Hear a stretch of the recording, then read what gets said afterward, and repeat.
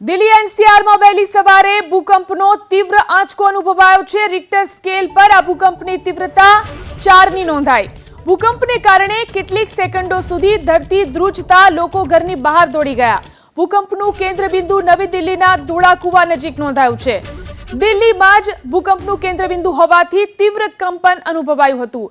ભૂકંપનો આંચકો વહેલી સવારે 5:36 અનુભવાયો, જેના કારણે લોકો ઊંઘમાંથી સફાળા જાગી અને ઘરની બહાર દોડી ગયા હતા। ભૂકંપનું આ તીવ્ર કંપન દિલ્હી એનસીઆર ઉપરાંત પાડોશી રાજ્યના કેટલાક શહેરોમાં પણ અનુભવાયું। ભૂકંપનું કેન્દ્રબિંદુ જ્યાં નોંધાયું તેની નજીક એક તળાવ આવેલું છે। આ વિસ્તારમાં દર 2 થી 3 વર્ષે એકવાર નાના અને ઓછી તીવ્રતાના ભૂકંપના આંચકા નોંધાય છે। વર્ષ 2015માં પણ અહીં 3.3ની તીવ્રતાનો ભૂકંપનો આંચકો નોંધાયો હતો। ભૂકંપને પગલે પ્રધાનમંત્રી મોદીએ સોશિયલ મીડિયા પ્લેટફોર્મ એક્સ પર પોસ્ટ કરી લોકોને સાવધાન રહેવાની અપીલ કરી। એટલું જ નહીં, અધિકારીઓ દરેક સ્થિતિ ઉપર નજર રાખી રહ્યા છે તેવું પણ તેમણે આ પોસ્ટમાં ઉલ્લેખ કર્યો છે। તો વહેલી સવારે 5:36 ભૂકંપના આ આંચકા દિલ્હી એનસીઆરમાં અનુભવાયા છે। દિલ્હીમાં જ આ ભૂકંપનું કેન્દ્રબિંદુ નોંધાયું છે। વહેલી સવારે આ કંપન અનુભવાને કારણે લોકો પોતાના ઘરની બહાર આવી ગયા હતા।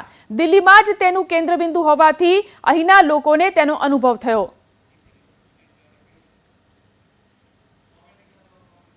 તો જોઈ શકાય છે દ્રશ્યોની અંદર પણ કઈ રીતે લોકોએ આ ભૂકંપનું કંપન અનુભવ્યું છે। દિલ્હીમાં ધોળાકુવા નજીક એક તળાવ પાસે આ ભૂકંપનું કેન્દ્રબિંદુ નોંધાયું છે। વહેલી સવારે 5:36 આ ભૂકંપના આંચકા અનુભવાયા, જેના કારણે લોકો ઘરની બહાર દોડી આવ્યા હતા।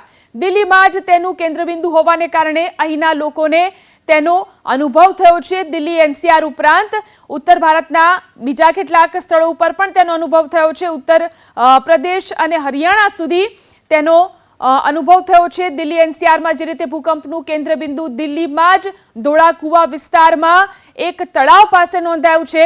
દ્રશ્યોની અંદર જોઈ શકાય છે કે કઈ રીતે આ ભૂકંપના કંપનનો અનુભવ લોકોએ કર્યો છે। તો વહેલી સવારે જે રીતે આ ભૂકંપનો આંચકો અનુભવાયો, દિલ્હી બાદ બિહારમાં પણ ધરાધ્રુજી છે। બિહારમાં પણ ભૂકંપનો આંચકો અનુભવાયો છે।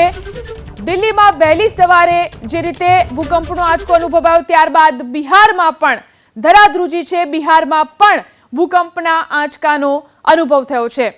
તો જે રીતે ઉત્તર ભારતની અંદર રાજ્યોમાં ભૂકંપના આંચકાનો અનુભવ થઈ રહ્યો છે, વહેલી સવારે જે રીતે દિલ્હી એનસીઆરમાં આ ભૂકંપનો આંચકો અનુભવાયો, લોકો સફાળા જાગી અને ઘરની બહાર દોડી આવ્યા હતા। વહેલી સવારે ભૂકંપનો આંચકો હતો અને લોકો અચાનક પોતાના ઘરની બહાર દોડી આવ્યા। ઇમારતો હલવા લાગી હતી। તો દિલ્હી એનસીઆરમાં વહેલી સવારે ભૂકંપનો આંચકો આવ્યો અને ત્યારબાદ બિહારમાં પણ બિહારના સિવાનમાં ભૂકંપનો આંચકો અનુભવાયો છે। તો દિલ્હી બાદ બિહારમાં પણ ધરાધ્રુજી છે। હરિયાણા અને ઉત્તર પ્રદેશમાં પણ ભૂકંપના આંચકા અનુભવાયા છે।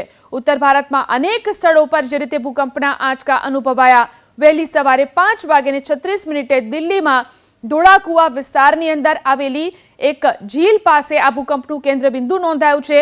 દિલ્હીમાં જ તેનું કેન્દ્રબિંદુ હોવાને કારણે દિલ્હીના લોકોને તેની વધારે અસર થઈ। તો આ ઉપરાંત બિહારમાં પણ 4ની તીવ્રતાનો ભૂકંપનો આંચકો અનુભવાયો છે।